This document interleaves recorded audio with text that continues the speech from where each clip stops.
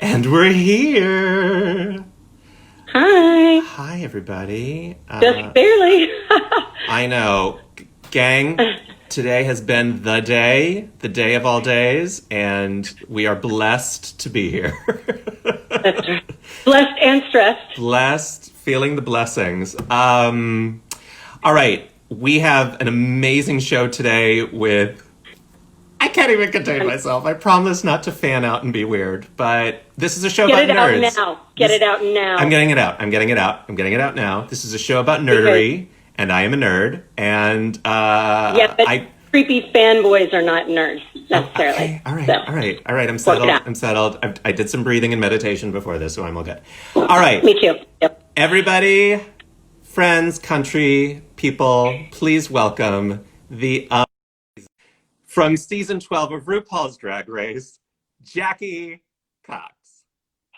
Woo! Hi! Hello. How are you, my fellow nerds? We are filled with the blessings of nerdery today. Oh my Oh gosh. my goodness. And the I glasses. feel The glasses. Oh My yeah, why am I favorite not thing. wearing mine like an idiot? Oh wait. Because we have a filter that actually puts glasses on you, and we just for some reason I'm not using it today. I don't know why. But I'll put on my real Well, ones. can you I still don't care do it about in your the thing? glasses, Phoebe. I care about hers. Because they're Well, Ms. Jackie Cox's glasses are for sale. They are. They are. really. Yeah, Explain. what are the colors that you're sporting lately? Yeah, so this is the sunset color for summer, and it is at JackieCoxNYC.com. Excellent. Oh my God. I love Now, it. the real tea, though, do you need glasses? So the real tea is I needed them when I was filming because I shaved off half of my eyebrows, Oh, um, right. which you can see right here. But this whole half of them was gone, and these glasses hide that. So there was like, was that like, it's like the Zachary Quinto thing when he was playing Spock, like just, using the frame to kind of, yeah. Exactly the same. And I'm also available to play Spock if any nerds are casting. Now, to all of the fans out there, this is welcome to NerdsVote. If you haven't joined us before, we are a Yay! voter registration organization that is geared towards nerds. That's gamers, cosplayers, con goers, and pop culture fans of all kinds. So feel free to throw questions in the question mark box down the bottom for Ms. Jackie Cox. We will get to them. But Jackie's on Instagram a lot, so why don't we all cater our questions to be towards her nerdery? I really want to find out the Ooh, nerdy deepness of Jackie Cox. And amazing. also, if you want to find out a little bit more about voting stuff, we always have our trusty social media goddess on Ivy of Ivy and the Spooky Kids. So if you have questions about that, she can also help you in the chat if you have anything you need to know about voting. Yeah, because there's an election coming up on the Tuesday. 23rd. Yeah, and that's Kentucky, New York, and Virginia are doing Yep. election. New York primaries are Tuesday. The 16th was the last day to register for an absentee ballot. Yep. But I am encouraging people, if they were registered or they're not sure, to just show up to their polling place on Tuesday and see what happens. Do the thing. Why not? Mm-hmm. And bring snacks and water and a hat. Yeah, because and your mask. You don't know how long you're going to be there. So let's get prepared, guys. Bring chapstick. And a good book. So Jackie, when you are not entertaining the masses from your own living room, what are you doing lately? How are you keeping sane? The past couple of weeks, I've been going to a lot of protests for Black Lives Matter and Black Trans Lives Matter.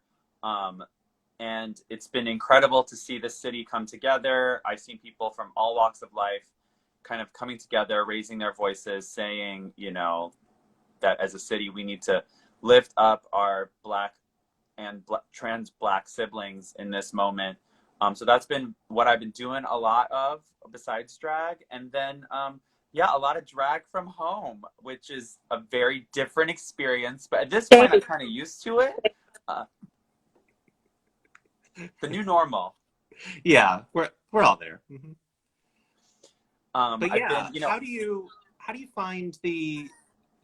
Because I was watching when they did the Digital Drag Fest. I was watching the amazing Ben de la Creme pull out all the stops and bells and whistles, and I was like, my God, how did I've done some solo performance in my day. You have. And I don't know how one does it without audience feedback. It is hard. Luckily, I just added applause tracks into my show. I was going to say, I'm like, JP, you're a voice actor. We hear voices in our head all the time. That's I true. hear applause wherever I go. That's true. But I don't know, for some reason that feels different to me because voiceover, like, I just feel like I'm kind of playing make-believe in the bathroom mirror, or in my padded room, as the case may be. Yeah, I don't know. Oh, and the kids are commenting here. They all love my curly hair today. That's also what I'm doing. I'm trying new hairstyles. I love it. Why not? Like so many questions about books and comic books and like stuff. Let's go. So, all right. So let's get right to it. What do you nerd out about? Like, what are your big nerd buttons? My biggest nerd one is Star Trek. I'm saying any particular variation or all? So as a kid, the first one that I got that I remember watching was Next Generation, and then the series that I saw from beginning to end live was Voyager as it aired. But I also watched Deep Space Nine and Next Generation as well. And then I went back and started watching the original series and the Adventures of Kirk and Spock and stuff. Right, which is what the title should have been. Exactly, totally. Yeah. I mean, the Adventures of Kirk and Spock, right? Because the other characters were just also there, and it's funny. That is not shade to Uhura. Just so we don't get red for that. well, actually, I mean, Uhura. Nichelle Nichols herself said, she had wished she had done more on the show. Yeah. And that's something that was a problem with the show, and I think they've finally remedied that a little bit as we got into the ensemble work of Next Generation, and even more so at Deep Space Nine, where you got episodes that actually focused on every character and learned about them. And this is one of my favorite, or one of the most interesting stories about Nichelle Nichols, is how she was planning to quit the show after the first or second season because she was like, oh, I'm tired of just working on this starship but not having any stories around me. And Dr. Martin Luther King is the one who convinced her to stay on the show, to be a role model for little black girls who could see themselves doing more than, who could see themselves going to the stars, which is a cool story. I kind of agree with Nichelle. It would have been amazing if she had done more than, the comms on the Enterprise, if she had led her own away missions, which I think by the time we got to even the later seasons of Next Generation, they were finally letting Troy and Crusher actually lead away missions, as opposed to just waiting for things to happen. Right. But these things take time. Hey, it took the franchise 50 years to get some gay characters up in there. So yeah, first we got. And I mean, honestly, I feel like it's a little bit well, first of all, they had the first interracial kiss on television, didn't they? Or it was up there. That was the first on the original. kiss. So that was pretty spicy back then. And also, I feel like it's in cartoons when you watch Bugs Bunny and there was all this innuendo. Spock was super asexual and filled, there was a whole thing going on there. And so it wasn't talked about in that particular way as much as it could have been and should be explored. But it was starting. I think it sowed some seeds. Yeah, and I was saying, speaking of nerding out, I always, you guys maybe notice, I always have a little stress toy when I'm on the phone. But in addition to this, my friend Randy sent me over little the little trilithium chips and stuff that I can have little things to fidget with, and little latinum bars in my hand. So I'm sitting and talking on the phone or whatever, I always have to have little silly things around me that keep me from going cuckoo. Do you have any triples? I had a rainbow tribble that I don't know where it is. It could be in storage because there's only so much room in my little apartment. So I have a Star Trek drag box that like has all the uniforms I've worn in drag and stuff that I kind of keep in one section of my storage. Because sadly, I don't get booked to do Star Trek drag enough, but you never know. That may change. That may change. Ina Shoe Lover X wants to know, would you do any voice acting? And if so, which TV series would you love to voice act in? Obviously, Star Trek Lower Decks, which is coming to CBS soon. You know, hey, I was on their, I was on a VH1 show. That's the same company. I'm very available. No contract issues. Just, I'll be a bit part in this new Lower Decks show. Awesome. Awesome. I think we know those people. We can make that happen. Absolutely. JP, get on it. Yeah. He knows everyone.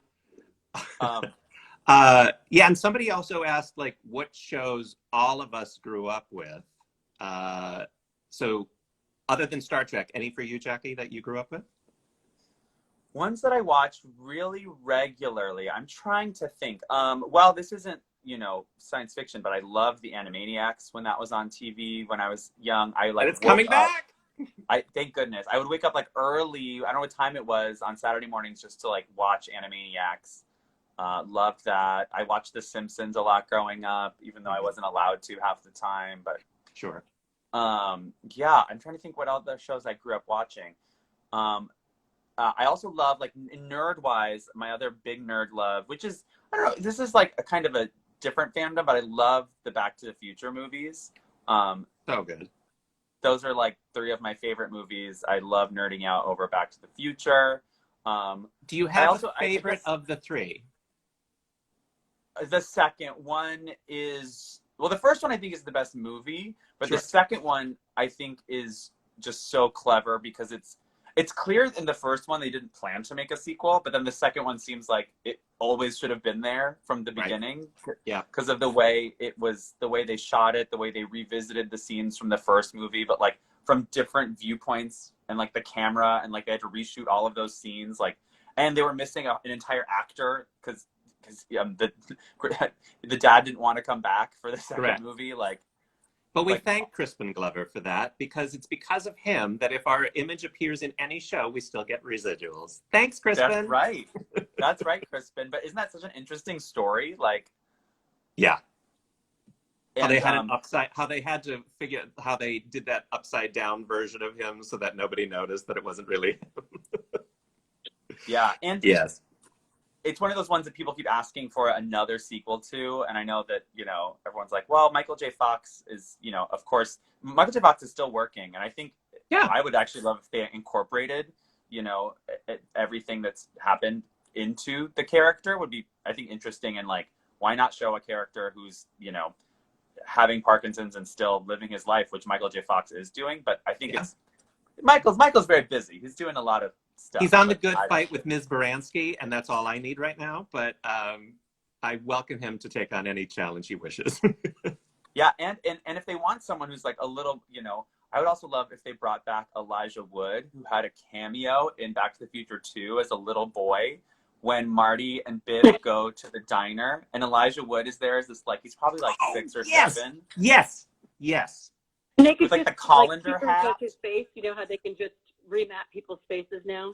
Just put his face now at whatever, 36 on just a tiny little body. Yeah, so like old him meets young him, and it's like, oh, yeah, the whole thing. Mm-hmm. Uh-huh. I'd love that. But, you know, these are the things, you know, Bob Zemeckis, wherever he is, you know, make it happen. Yeah. Or we can just, let's go pitch it. Like, we've got big ideas happening here, people. We just need to get together and start this up because, you know, Bob's tired. Okay. We can do it ourselves. Adding to the list already. Get Jackie on animated Star Trek. Pitch new Back to the Future. Okay. Or I'm also very available for, you know, a drag Orion slave character in the new These Are the Voyages show with Captain Pike and crew. I feel like you know, it's time for the Orions to not just be slaves. They can also be entertainers.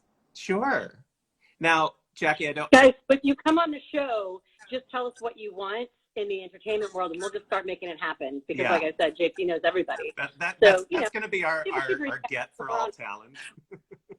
Yeah, like, NerdsVote. We can make it happen for you. Nerds Casting Agency. Yep. Oh, there we go. When Courtney and our voices just totally fail and we can't do voiceover anymore, we're gonna go into casting. Yeah. Welcome to Nerds Casting. How can I help you? And there it is. So Jackie, not to be ultra controversial, but you're a Trekkie. Are you also a Star Wars person? I have watched all of the Star Wars films. Sure. I have watched The Mandalorian. I have done my fair share of deep dives in the Wikipedias, in some of the fan theories. I know the names of all of the major characters and major planets. But there are some much deeper and more passionate Star Wars fans who've also watched the animated series. I have not watched any of the animated series. So I would describe my fandom of Star Wars as a medium compared to like a true fan. But like maybe compared to the average person, I would say, yeah, I'm definitely a Star Wars fan. Sure. Yeah. Very unsurface. These are the hard-hitting questions. I know. We really get into it here. As a Warsian person myself, I'm not biased because I was on the show. I wasn't on any of the Star Wars animated series. However, to me they are the best Star Wars in the world. And if you ever need a spreadsheet of like the cut down version of like the essential episodes, I got you. Oh, well, I have time. What else are we doing? However, what else are we doing? You're protesting, and I think it's worth bringing that up. So, in case anybody forgot, this is a voter registration show. So, you have been such an amazing activist. You're a part of Drag Out the Vote. You have been advocating for Black Lives Matter all over the internet and in your socials and everything. But you're not an American citizen, and you are as yet unable to vote. What drives your passion for the American democracy? Yeah, and I've talked about this a lot, but what I think is important to keep reminding people is that it's important to stay active and engaged with the world that you're living in, regardless of how much you think you can or can't impact it, either directly through your vote or directly through activism. There are people who keep asking me, on the activism side, like, what can I do? I don't have money to donate, or I don't have a big platform. You can just learn is the first step. I think that's the first step for anyone, no matter where they fall in the ideological spectrum or what they want to learn about or impact. And in terms of voting, learn about when your state's primaries are, learn about the people who are in your life who are eligible to vote, and find out if they're eligible to vote. Those are things you can do on a small scale that can have a big impact. There are so many people, I hope that nerds aren't underrepresented at the polls. There's no formal way to count that, but I do know that young people are. So if there are any young people here watching here on the Instagram, this is a time for you guys to make your voices heard and, get registered, talk to your parents. These are all important things you can do. And regardless of whether or not you are a citizen, if you live in the United States, everything that will be voted on in November will affect you. So, do your best to get involved, to learn about the issues, and to talk to those people in your life who can vote and get them to vote. Absolutely. And one of the important things too is that I'm one of those people who gets excited about everything, and I want to do all the things. I want to be, in the front of the protests, and I want to postcard, and I want to call, and I want to do all these things. And you run out of time. And one of my friends was explaining, like, it's like a tapestry. We don't want everybody doing all the same thing all the time. So whether or not you can vote, you can still write postcards and like make your views known. You can march and protest. You can make your views known in all sorts of ways without necessarily voting if you're not able to. And so much of getting people to the polls is actually, that's what we founded NerdsVote on, was this idea that people would go like, oh, it's my civic duty. And if we could have conversations with people and kind of like reprogram their feelings about voting, like if Liza Minnelli had a conversation with me about voting and then took a photo with me and was like, hey, remember to go vote, I would have a completely different association with voting than if I'm like, oh, my homeroom teacher when I was 18 told me I have to vote. So that's what we wanted to do, was to bring notable nerds together with people to educate and also just have a great association with voting and make it kind of sexy and fun and community, you know? I would love if Liza would come to the polling place with me. Oh, it my might gosh. be Alexis Michelle, but yes. Alexis is fabulous. Resist. Resist. Amazing. Yeah, and absolutely that. I think we need to be advocating for the people, because two of the questions that we get most often on our feed when we're having Between Two Nerds is, I'm too young, what can I do? And the other one is, my one vote doesn't matter. What do you say to the people that just think that their individual voice isn't enough? I think it is enough. It's, you know, a choir sounds terrible when not everyone is singing. You know, you need all the parts of a choir to like make a beautiful sound, and it's the same thing with the vote too. I think you can think it doesn't count, but these things are real numbers. You know, the election in 2016 was decided by not very many votes in a lot of swing states, and for you know, people who think that they're not in a swing state, there's still important down ballot elections that need to be decided for your local representation in government, and your votes will definitely matter on the local level because there aren't that many people at the local level voting.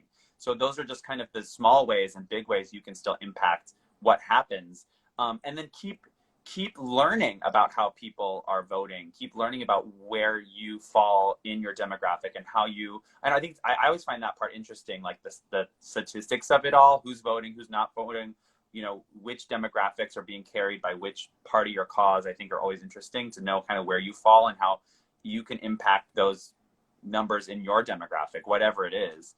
And like I said, unfortunately, nerds are not a registered demographic that can be counted. But if they were, I'd be curious to see what the nerd vote was. But in the meantime, what we can do is just believe in the power of our democracy. The more that, you know, Americans actually believe in the power of the democracy, the more powerful it is. And I think protests have led to legislative change just in the last 2 weeks in a lot of smaller decisions cities are making. And that's one way your voice is heard. And voting is another. You know, voting actually decides who is going to be on those city councils to decide those issues around the police, etc. So if those are issues that people are passionate about, like, vote in those local elections. Those will be directly impacted by your vote in a big way. Huge. And especially for, you know, those of us who are feeling passionate about racial injustice right now. Your mayor, your city council, your DA, the sheriff, all of the people who have control over your police chief, your, you know, city council members, your police commission members are appointed by people. School board. I mean, you know, on multiple levels, not just law enforcement and the prison system, but also education and housing and so many other issues that affect these. Yeah, all of that is affected by these small races that we don't think much about until we see how they affect people's lives. Yeah. Okay, guys, I'm just going to say right now, Jackie can't be president unless she becomes an American citizen. And I'm just going to say right now, we'll take you. So, well, come on. You know, even then, I don't think I can technically become the president. I think I can take almost any other office in the United States, but I couldn't. That's right. But I think it's going to change. So she has to actually have been born here, or in territory, excuse me. Right. But we'll still take you. And as of this year, I'm old enough to be president. I'm now 35. So. And this is a nonpartisan show, so we can't name specific candidates or parties, but if a certain representative who you met on a certain show happened to get a higher office than they may hold right now, maybe you could take that office that person has. I'm in a different district, so I'd have to move, but I would That's move. Fine. That's fine. Move. Hillary Clinton did it. Oh my gosh. Well, I mean, it's still same city, just different, just up a few blocks. Yeah. People are learning. Someone said you have to be 35 to be president. Yes, you have to be 35 to be president in the United States, and you have to be a citizen who was born here in the United States. This is part of, I can say this in a nonpartisan way, but this was part of the attacks that were being used against our previous president, is that a lot of the claims were that he was not born in the United States. Yeah. That's just a fact. Yeah. And that, I don't know. I still feel that rule is a little outdated for what we represent these days, but sure. Exactly. With so many people coming over from other countries, and the fact that you can be a senator and have been born in Canada, but not the president, I don't know. Yeah. Well, and you can do plenty of damage as a president and have been born here and lived here all your life. So, without naming names. We zip because we're nonpartisan. Right. Yeah. That's great. So, okay, just to throw it a little back in the fun zone. So, if you had to vote for one of your seasoned sisters to be president, who would it be? America, the choice is obvious. And I believe that she is the president of season 12. It is clearly Jada Essence Hall is the president of season 12. I mean, she's The prettiest so, president ever. Mm-hmm. She's as she claims herself, she is of the bitches, for the bitches. That is a platform I can get behind. Mm-hmm. Look over there. Yeah. Yeah. Amazing. And just to throw it back to the Nerd Zone, of your favorite cast of Star Trek, who would make a good president? I think a younger Jean-Luc Picard would be a good president. I think while I love him still on Star Trek Picard, he does seem a little bit like he has different priorities now than he did in his youth. And I think we need maybe a younger point of view from Star Trek. So maybe, I think would actually be a really good president is Dr. Culber from Star Trek Discovery, who I love, one of our first queer characters on Star Trek. And I think Wilson Cruz plays him so beautifully. He's A, very good to look at, B, a great doctor, C, he is very forgiving of the I'm going to say Anthony Rapp isn't the nicest boyfriend to him all the time, but they're lovely couple. So yeah, I would say Dr. Culber would be a great president. In general, I love all of the doctors. The doctors in general would be great choices for president. Sure. Yeah, including Robert, Robert Picardo, the doctor from Voyager. Yeah, great. Yeah. Who I've met, by the way, and is just the loveliest human being. And amazing. He's so great. There's the Star Trek actors in general are just a great group of people. So they've been very sweet to me in this madness.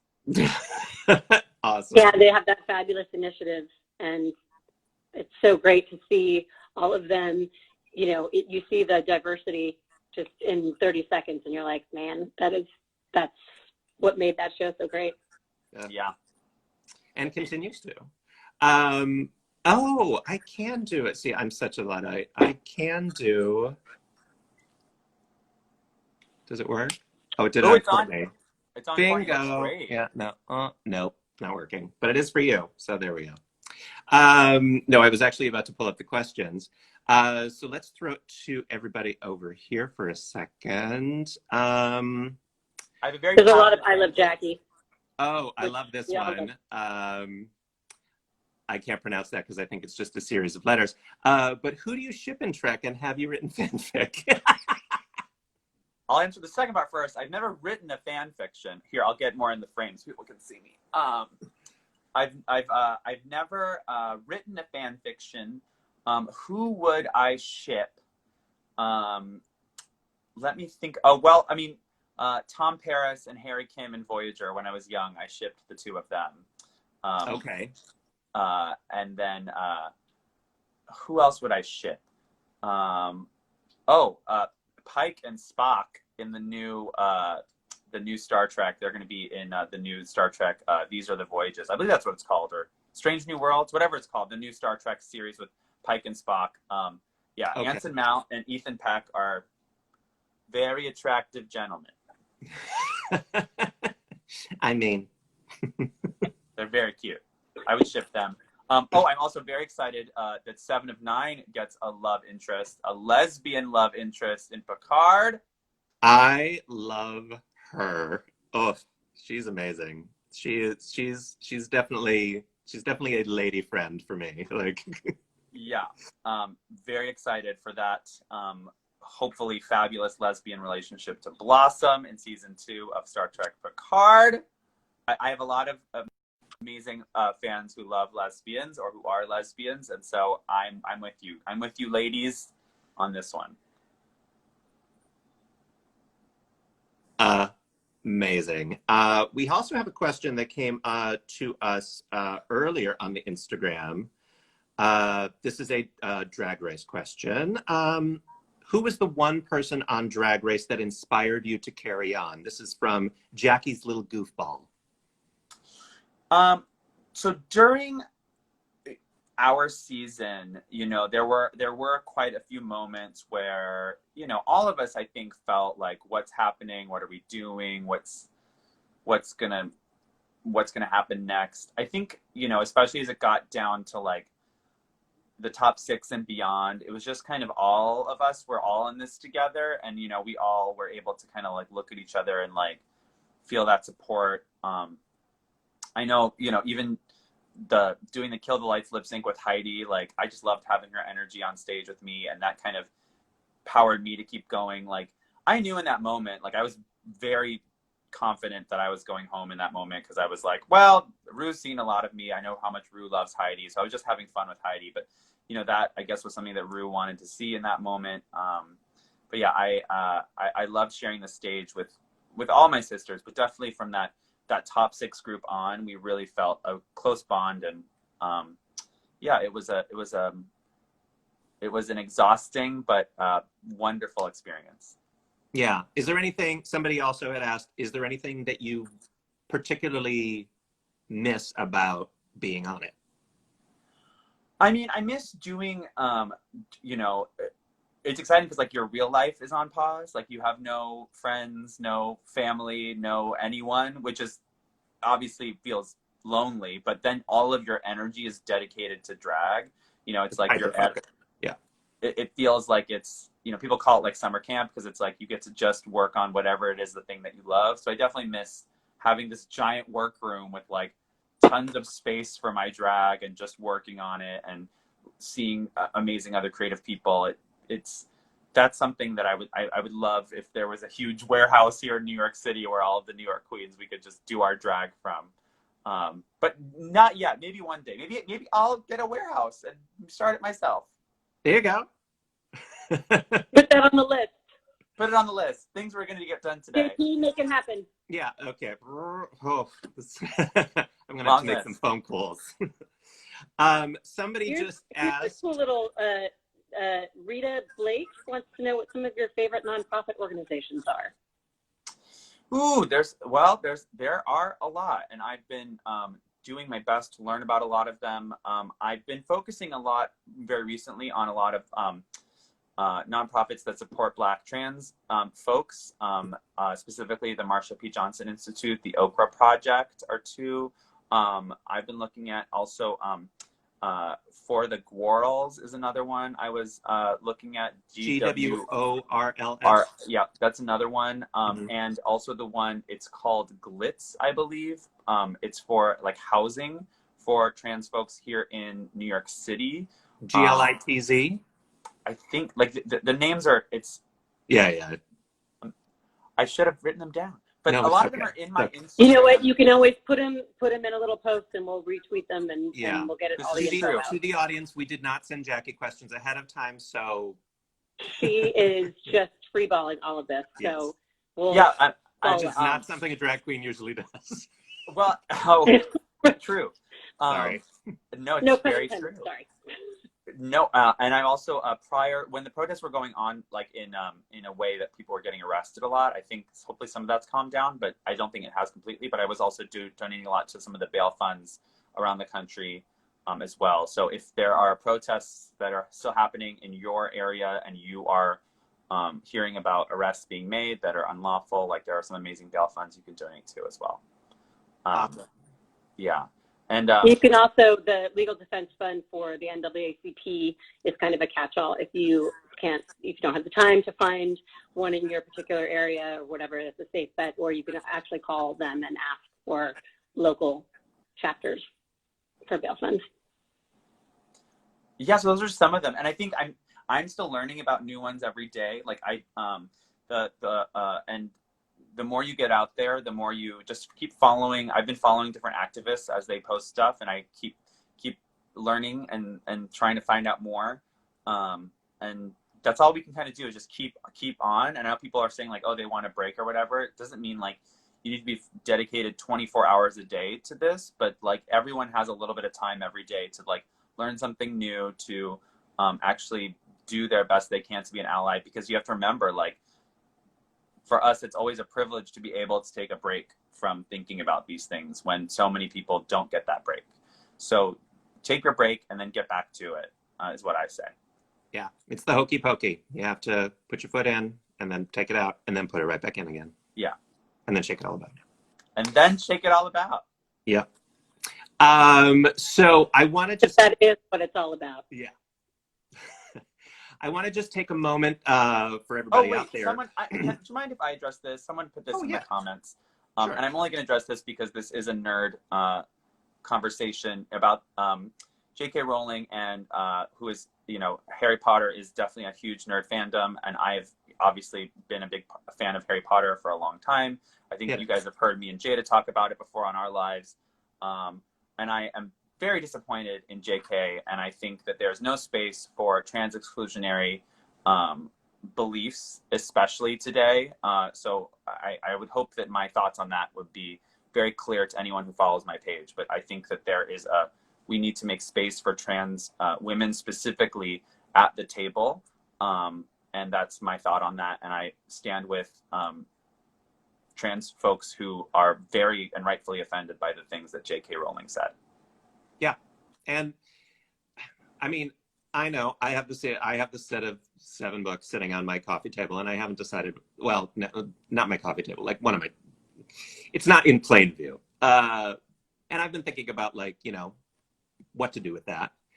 And I know that I bought them originally, because, maybe I'll want to share these with, I'm never having children, but my, as a gunkle, sharing them with my, nieces or nephews. The thing that is coming to mind now is that as beloved as stories can be for us, there are so many, by Black authors alone, there are so many beautiful tales that are in graphic novels and stories and all sorts of stuff that are just as good. They just didn't get picked up by Scholastic and marketed. So, I think in some ways it's up to us to just dig a little deeper and not just go for that first book that's on the bestseller list and find those beautiful stories.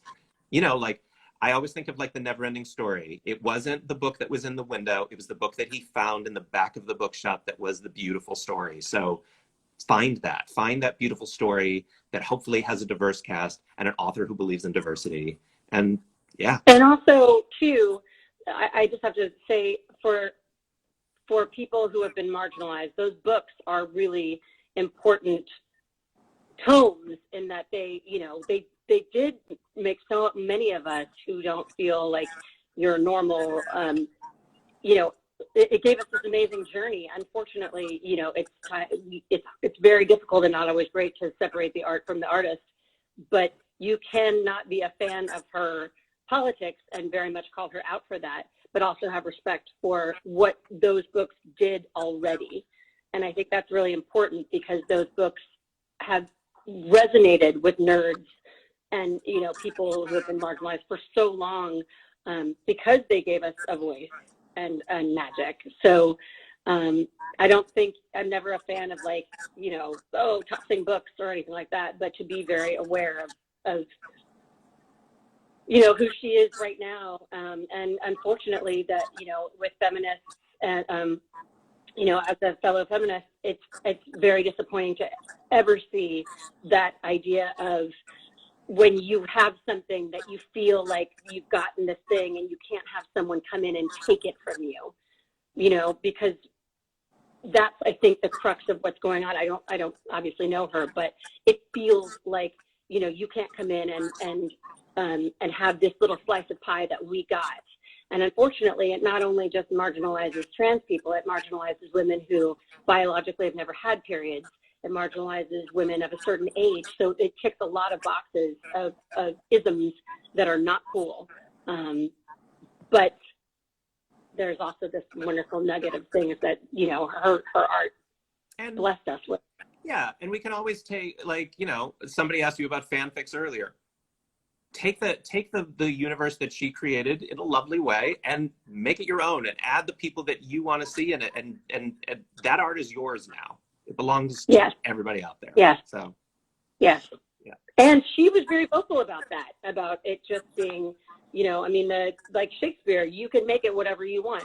Her art is ours now, and if you want to make a whole new house with people who are women who don't have periods for whatever reason, go ahead.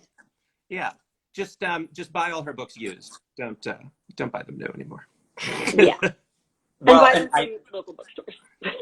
I mean, at this point, I'm just hoping that Warner Brothers just buys out the entire rights to everything and just carries on without her. Or my other hope is that she will take this moment to really listen to what people are saying and change her mind. I think the problem is right now you're dealing with someone who isn't seeing beyond can't see past the end of their nose, as my good friend Mary likes to say. And unfortunately, because she's not seeing beyond her own experience to what the reality is for trans women, I think she's missing out on a truth that I hope she learns. But I can't be patient and wait for that. So in the meantime, I'm going to not be paying attention to her. But I did want to just say that only because I was seeing Harry Potter stuff come up here, and that is definitely a nerddom and fandom that I read all the books as well, and you know, I wanted to just comment on that for all the nerds here. And you have. So I just wanted to throw out to everybody out there. This is our little plug moment.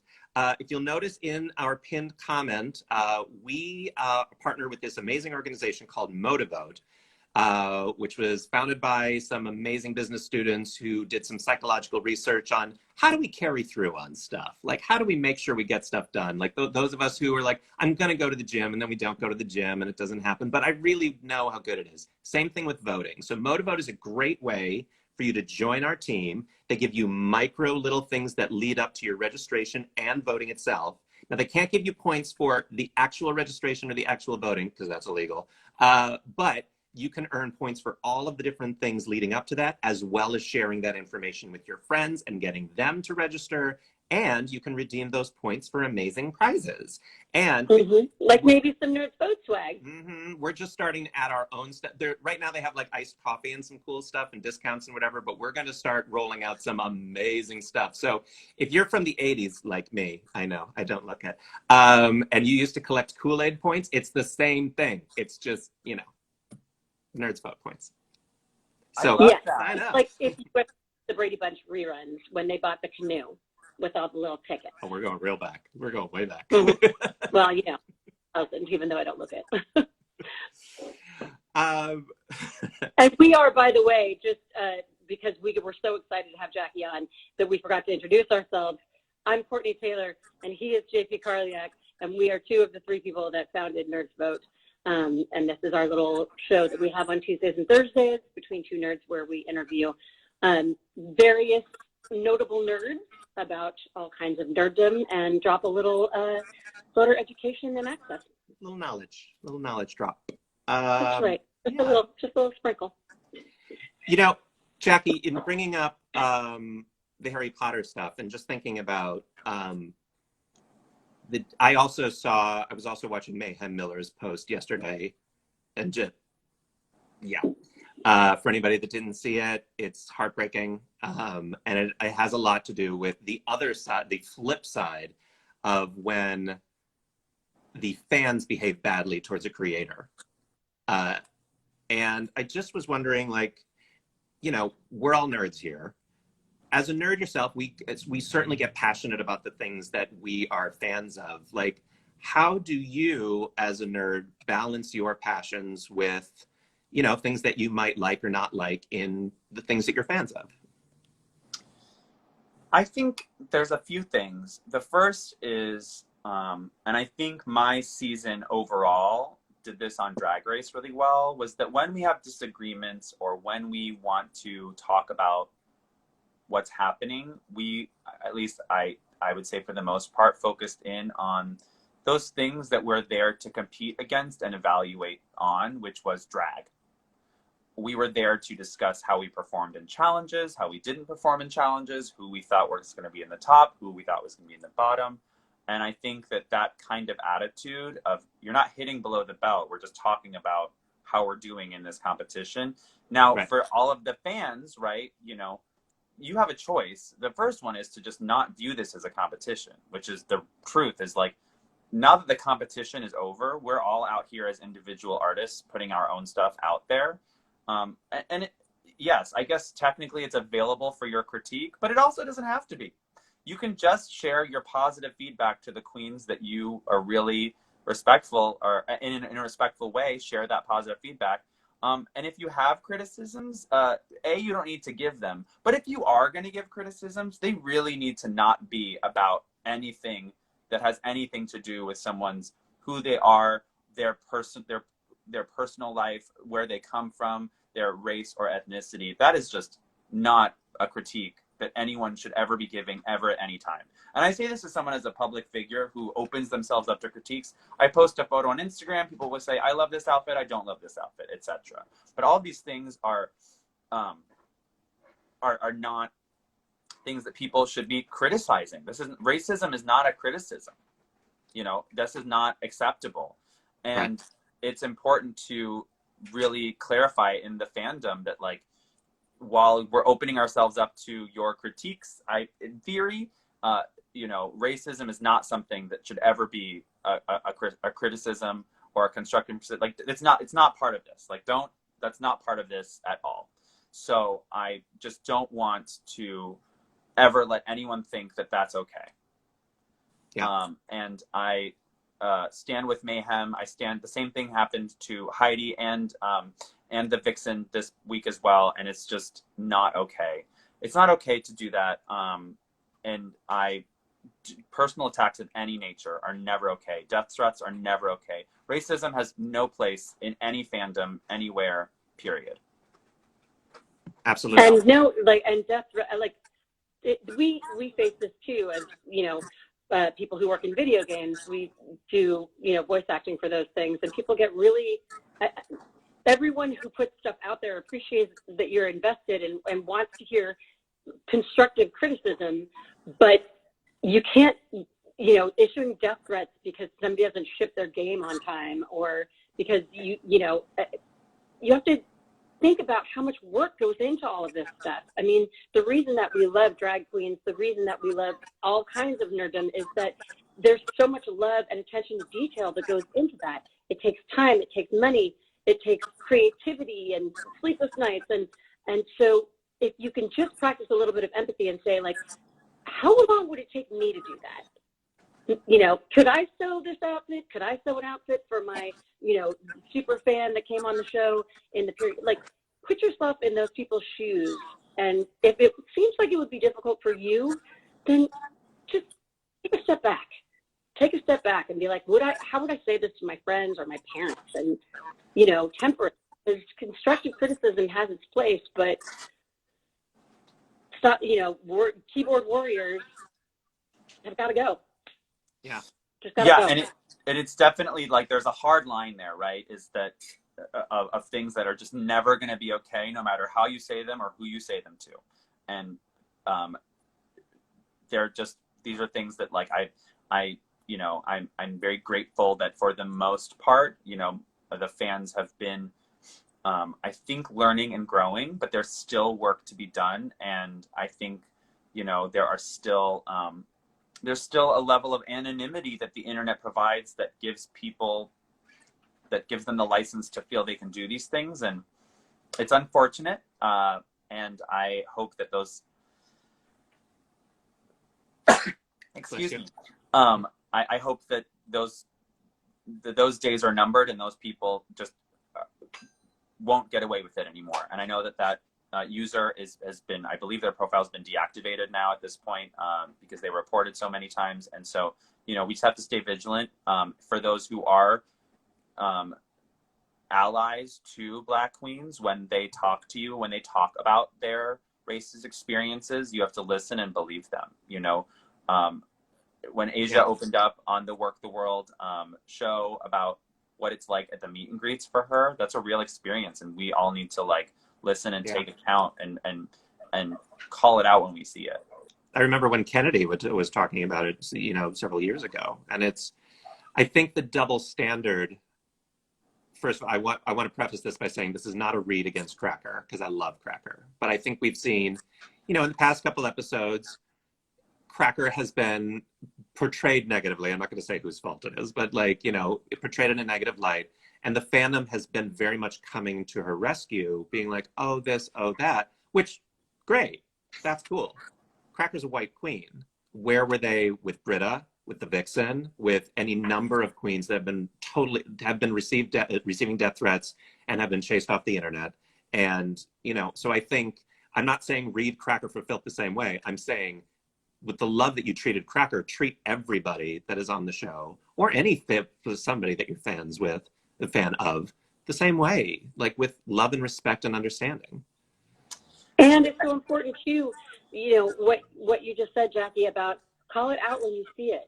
I mean, this is, if we've learned anything in the last month or so, it's about, if it's not you, if you're somebody who's stronger in the situation, you protect those people. You put, having white people at the front lines of the Black Lives Matter, putting their bodies between Black folks and police is a powerful thing. Walking with someone who has a hijab on, if they're, there's a whole video game about these cats on the New York subway, and one cat's getting hassled because she has a headscarf on, and it's about intervening, and it teaches people to intervene in various ways to kind of circumvent that and defuse those situations. And it's so important for the people who are in positions of power or who are standing by to say, that's not acceptable. You can't do this. You can't do it on my feed. You can't do it on my page. No more. Because that's how people, get away with stuff, is they, good people stand by and do nothing. Yeah, and I mean, it happens on all levels, and I'm doing my best to try to lift up the voices of those who need the lifting, and then getting rid of those voices that are just really hurting real people. And that's the thing people forget, is you're hurting a real person. There's a real person. Britta is a real human being, and Cracker is a real human being, and Mayhem they're all real human beings, and your words have consequences. And what we said and did in a reality show in a microcosm in a different type of environment is different than you destroying someone publicly on a platform, or in private in racist DMs. Are just, none of these things are okay. Yeah, for sure. I think sometimes the dark side of nerdery is that, a lot of us not flee, but we go into fantastical realms in order to feel safe and to find solace and to find a space where we feel that we belong. And sometimes the danger of being in there is that we feel like our actions don't have real consequences anymore, and they do. So I encourage them to, and the things around you aren't real. Yeah. But we want nerds to come out of the fantasy realm and start making real choices that have real consequences in a positive way, like voting. So, yeah. And also, Jackie, you mentioned lifting up voices. There's an amazing event that Bob and Peppermint are doing this weekend. Can you, I know you're not a part of it, but can you plug it? Yeah, the Black Queer Town Hall is this weekend. I actually just put a swipe up on my stories right now. You can, Black and queer entertainers are going to be taking over for 3 days. Bob and Peppermint putting together this event. It was originally supposed to be a different event that GLAAD and New York City Pride were doing, and now it is shifting to actually highlighting and lifting up Black queer entertainers. And you can help actually get those entertainers paid. I think there's been a lot of conversation around Pride and what that means. But one thing that has happened is a lot of corporate sponsorships of Pride, whether you agree with them or not, are just not there, since they won't be having the march and all of the accolades, et cetera, that go with it. I know that advertising dollars have been pulled out for a lot of Pride events. So please keep supporting the actual queer people who make Pride happen, and especially the Black queer community who is coming together and putting on, it's going to be an amazing show. And in addition, I know that they're going to be talking about important issues, and it's not just big names, it's also local queens. New York queens are also going to be part of this as well. So yeah, there's a swipe up right now on my stories, and I'm so excited to see what they all put together. I'm just very excited. Awesome. Really cool. So Jackie, the way that we usually sign off our show is, because we've only had voiceover people on before, we have the fans pick their favorite character that the actor does, and then they sign off that way. So I'm wondering how to do this, and because my instinct is just to be like, sign off the show as Lisa Rinna. Yes. Which, if everybody wants that, I'm fine with. But I'm going to leave it dealer's choice. You can sign off as Lisa Rinna Lisa Rinna. My mom and I used to watch her on Days of Our Lives when I was little, and can't even. Or if there is a character in your back pocket that is part of your nerdery that you haven't whipped out yet, by all means. Lisa is killing it in the comments, I'm just saying. Yeah, they do want Lisa. This is a nerds thing, so I could always say highly illogical. There we go. So there's always, so we could throw a little Spock in there. We could do there's my phone battery, but it's dying. It's a good thing. Let's see, I guess Lisa Rinna would probably just say, go vote, you nerds, own it, is how I think Lisa would say it. She's been very vocal on her Instagram about everything. That feels very accurate. Own your vote, nerds! Where's Harry Hamlin? Harry. Do you know Harry? My husband, Harry Hamlin, he was in Clash of the Titans, which is a nerd movie, so. Don't talk about not voting. There we go. Jackie, this has been super awesome. Thanks so much for being here. Anything you want to plug on the way out?